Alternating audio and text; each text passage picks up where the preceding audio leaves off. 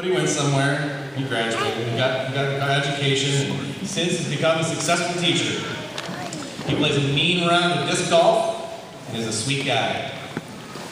When they told me that they thought he was cool and hip, I kept it to myself, and I didn't share Corby's advanced computer project called Slug and Knife. I didn't shatter their perception by showing them my video footage of Corby as a freshman in the back of the auditorium, dressed as Tom Green, complete with Sharpie magic marker, mustache, and beard. I let them hold on to that. It's my distinct honor, though, to introduce one of my all-time favorite students and class of 2005 CHS alumnus, Mr. Corby Whitemonger.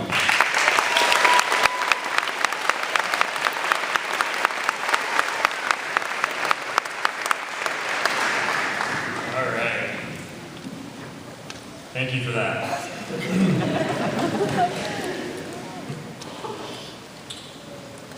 Welcome, graduates, students, families, teachers, staff, parents, cake aficionados. Welcome to people who have traveled afar and those from just down the road. Good evening, everyone. I'm honored to be here tonight to recognize the graduating class of 2013. Before we begin, I'd like to make a little adjustment to our set. Originally, I wanted to pick up this whole podium, turn it 180 degrees and move it. But somebody was against that idea. So, I'd like, at this time, have a couple seniors come up and help me. Coben Latimer, if you could. And Mr. Stephen Peavy. Of course. You guys can come up. I think it's a focus on.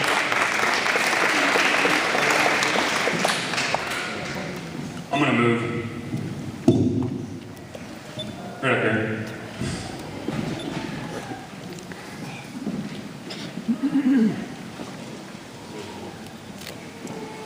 Thanks, guys. I have to figure out mic stand.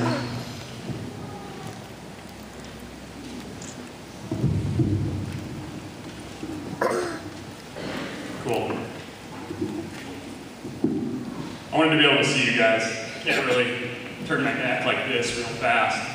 Might not be able to get out of here without a neck brace, so this way I can almost see everybody. This speech is for you guys. This is for the seniors. I didn't write it really for everybody behind me, so when you guys asked me to give this speech, I wrote it for you. I have to find my spot.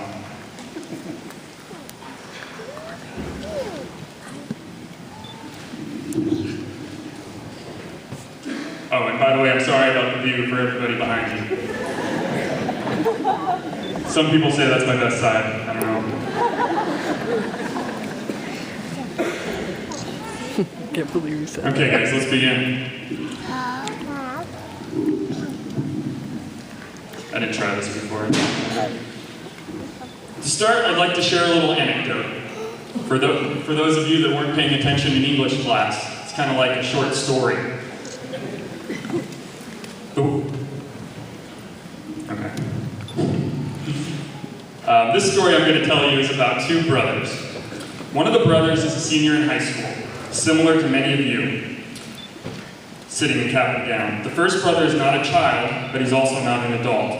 He'd be described as being full of life, excited, confused. You could say he spends most of his time in a glass case of emotion. Just to help with clarity, I'm going to call this brother Michael. The other brother is much younger. He has just started kindergarten. Similarly, he is also full of life, often confused, inquisitive, really likes Legos and boat rides. He will one day graduate, but that day will be far off in the future, in the year 2025. But for now, he's just excited to be learning his shapes and beginning to read on his own. For this story, I will call the younger brother Jeremy. Our setting takes place in a beat-up, single-cab pickup. Moss and small Alaskan state trees are starting to grow on the marsh that is the floorboards. The streaks of rust, like tiger stripes, are barely visible under the thick coating of dust and grime covering the fenders and hood. The truck rattles and creaks along as it grinds relentlessly across the pothole-ridden death trap of a road. And as the brothers drive home after school, music is blaring out of the four-blown speakers. Sounds like hundreds of mice trapped in balls of tinfoil, clawing to escape from the dash. Michael then lowers the music volume as they drive and turns to Jeremy to make small talk. He asks his 5-year-old brother a question that many of us have asked hundreds of times in our lives. That customary greeting of, "How's life, Jeremy?" Jeremy does something special at this moment. Instead of blurting out that ritualistic, mimicked response that everyone turns to, "Good," Jeremy does something that is becoming more and more rare these days. He stops and he thinks before he speaks. He looks into the eyes of his brother, a carbon copy, basically a larger carbon copy of himself. He observes his surroundings, the sun shining over the bay, the eagles in the trees, and the tide coming over the waves, rolling over the rocks. And he looks at his feet, at the oversized, mostly empty backpack that contains nothing more than a homework folder and a half-eaten squished PB&J left over from lunch. And he then responds with just one word, the word that best describes his feelings of life and the world around him. That one simple word to answer the question of life. He says, "Weird." Life is indeed weird. We're all a little strange. So seniors, embrace that weirdness and strangeness within yourselves. But please do not confuse that strangeness with exceptionalism, because by definition, you cannot all be special. You see, if everyone was special, then no one really is. Across the country, fewer than 3.4 million seniors are projected to graduate this year alone. These graduates will be receiving diplomas from over 37,000 public high schools. That means this year, 37,000 valedictorians, 37,000 basketball team captains, and 37,000 spray tan prom queens. And mixed in with those 3.4 million seniors, we have 14 students right here at Craig High School, home of the Panthers.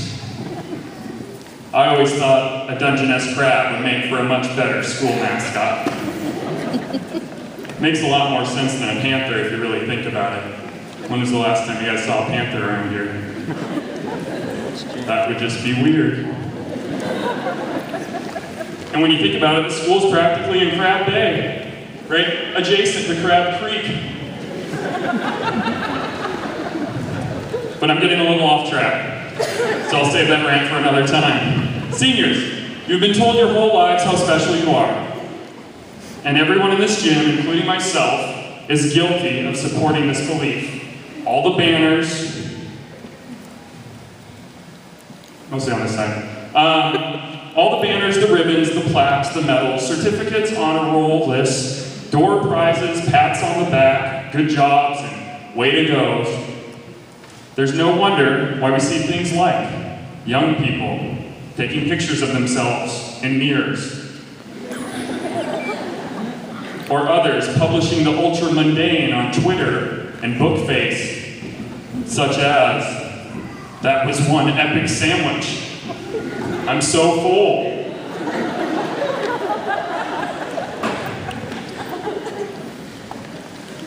It's hard not to feel special in a community like Craig, or in a class with 14 students. If you need proof, just look behind you.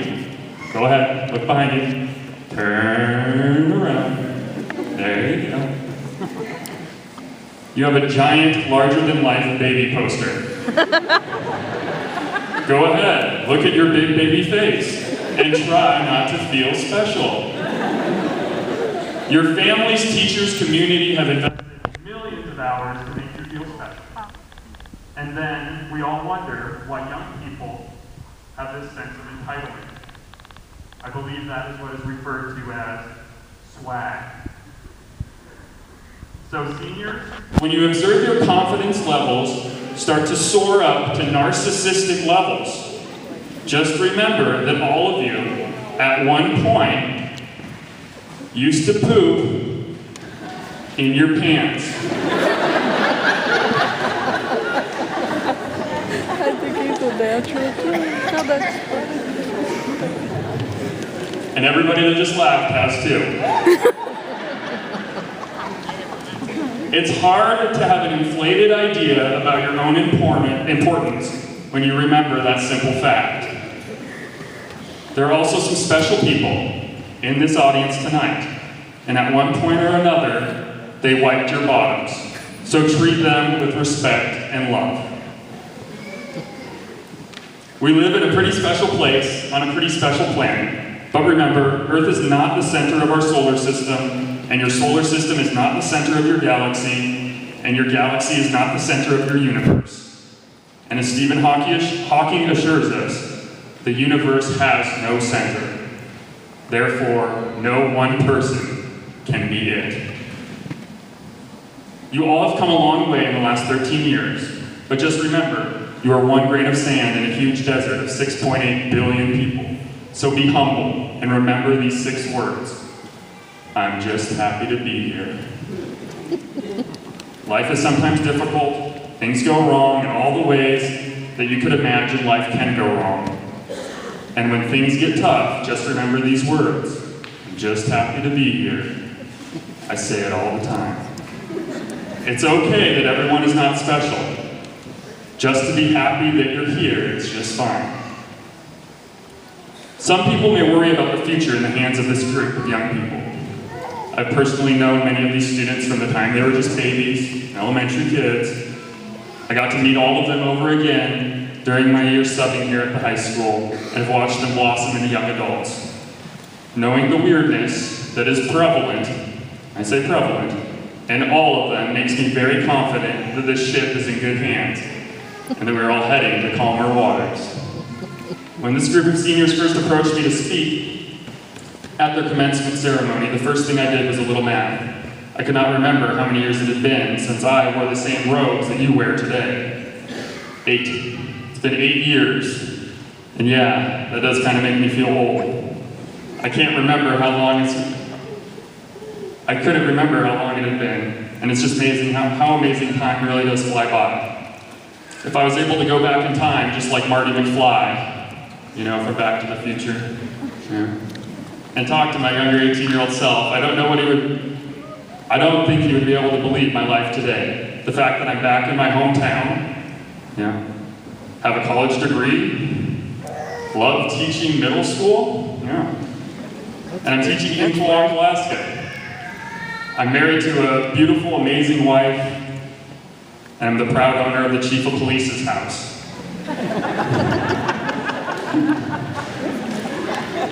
And I'm presently, right now, in this moment, giving a graduation speech. Never gave one of those when I was a senior.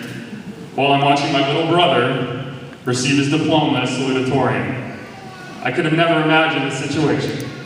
Weird indeed. So I guess that brings me to my first piece of advice. Time really does fly by.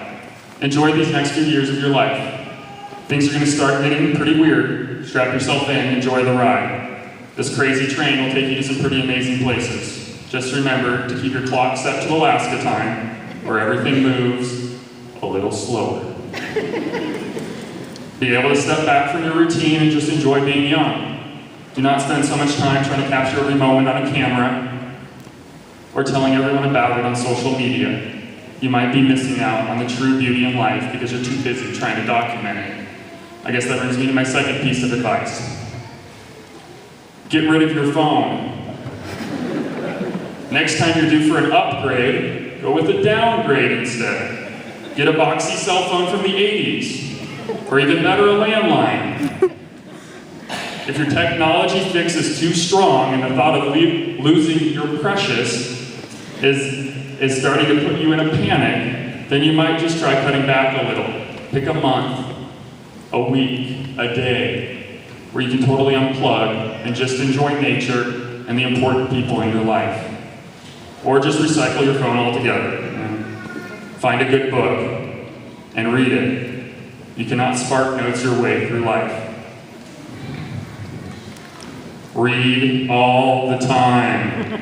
Learn to love books and make reading a habit you never quit. Books can take you to places that you never knew existed and help you discover yourself. Read to relax, read to better yourself, and read to learn. Next, for the record, you have no idea what you're doing. When I was 18, I may not have known everything, but it sure seemed like I had the answer for anything. It was amazingly humbling to discover how very little I did know. During this time in your life, you may be very certain about many things, but keep an open mind, keep your mind clear, and accepting to change. Realize that certainty is not true understanding. The more I see, the less I really know for certain. As a teacher, I'm reminded of this on a daily basis. My students never fail to teach me something new every single day. This may be your last day of high school, but trust me, no, I lost it.